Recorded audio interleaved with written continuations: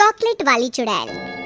धूलपुर नाम का एक छोटा सा गांव था जहां लोग खेती बाड़ी और छोटे मोटे काम करके अपना घर चलाते थे। सर्दी का मौसम था। चिंटू अपने घर से बाहर खेलने जाने के लिए अपनी माँ को मना रहा होता है। जाने दो ना माँ, गोलू मेरा इंतजार कर रहा होगा। ये लड़का कभी नहीं समझेगा। इतनी हड़बड़ी पढ़ाई में भी दिखाएगा क्या तू? नहीं नहीं नहीं, कहीं नहीं जा रहा तू। तभी बाहर से घंटियों की आवाजें आने लगती है। कुल्फी वाला, कुल्फी, ठंडी ठंडी कुल्फी ले लो, कुल्फी ले लो, चंदू की कुल्फी। माँ मुझे कुल्फी खानी है, प्लीज माँ प्लीज। इस चंदू कुल्फी वाले की क्या मती मारी गई है जो ठंड के मौसम में बच्चों को बीमार करने कुल्फी ले आया? तू यही रुक, मैं उसके कान खींच कर आती हूँ। कमला जैसे ही बाहर जाती है, चिंटू अपने दोस्त गोलू से मिलने बाहर चला जाता है। गोलू जल्दी बाहर आ, माँ के आने के पहले वापस घर भी तो जाना है मुझे।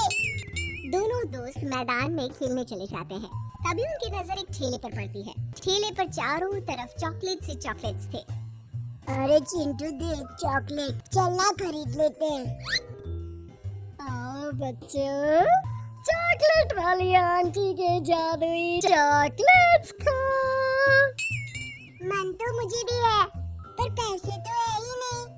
आंटी उधार देगी क्या? चलना पूछते हैं। चिंटू और गोलू चॉकलेट के ठेले पर जाते हैं। ठेले के चॉकलेट को देखते ही दोनों को अलग सा महसूस होता है, जैसे वो इस दुनिया के है ही नहीं। इन चॉकलेट्स पे कोई तो बात है।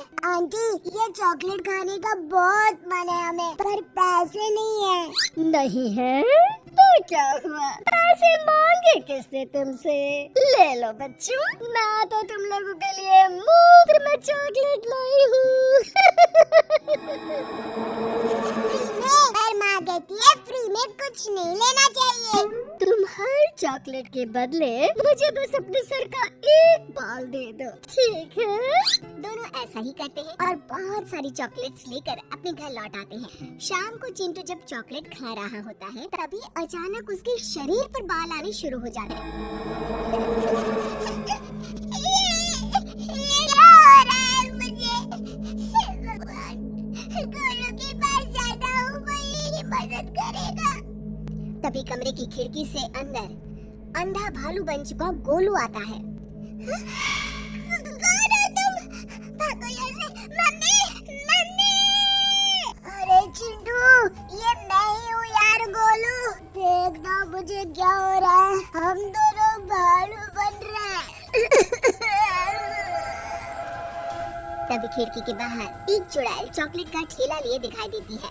चिंटू, गोलू, यहाँ जाओ बच्चों मेरे पास, मैं मदद करूंगी तुम्हारी। ओ ना बच्चों।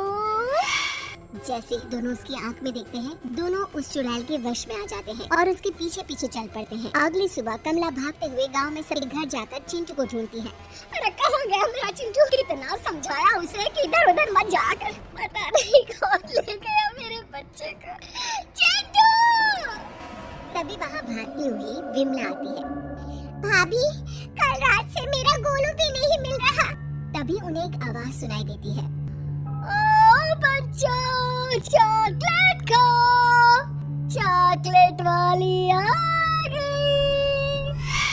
धीरे धीरे कर अचानक ही हर रोज गांव का एक न एक बच्चा गायब होने लगता है, जिसके कारण गांव में डर का माहौल बन जाता है। ये हमारे गांव को किसकी नजर लग गई है? सारे बच्चे कहाँ जा रहे हैं? इतनी जांच पड़ताल हुई पर मिला क्या है? बाल? क्या भालू उस बच्चों को ही पकड़ता होगा? कुछ तो बात है। जब से ये चॉकलेट बेचने वाली आई है, बच्चे गायब हो रहे हैं।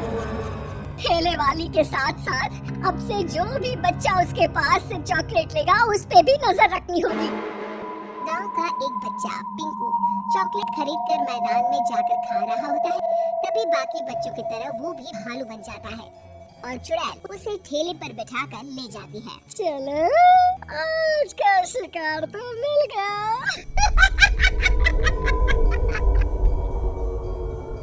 सभी मिलकर चुड़ैल के पीछे पीछे जाते हैं, जहाँ वो देखते हैं कि चुड़ैल ने एक गुफा में आधे भालू बने सभी बच्चों को बंद करके रखा है। क्यों हुक्म है मेरी मालकिन? मेरे लिए ताजा मांस लेकर आ।